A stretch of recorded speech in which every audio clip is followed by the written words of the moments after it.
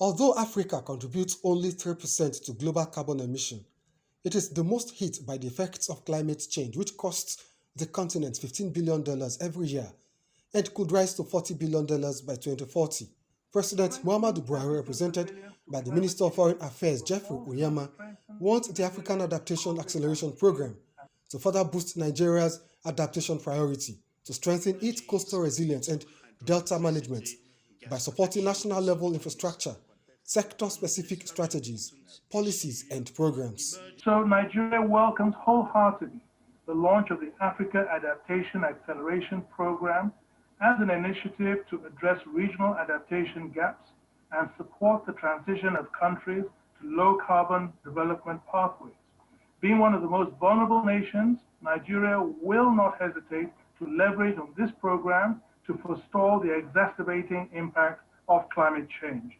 Africa is one of the most vulnerable continents to climate change and climate vulnerability, a situation that unfortunately has been aggravated by the COVID-19 pandemic.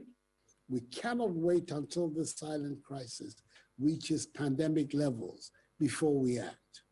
We have to act now and do so with gusto. For failure to act now will be catastrophic. On its part, the African Development Bank, convener of the Virtual Leaders Dialogue on Africa COVID Climate Emergency, is already making progress on climate adaptation financing, but insists that developed countries must fulfill promises made to developing nations to help them consolidate on their adaptation programs. It is time for developed countries to meet their promise of providing $100 billion annually for climate finance. And a greater share of this should go to climate adaptation.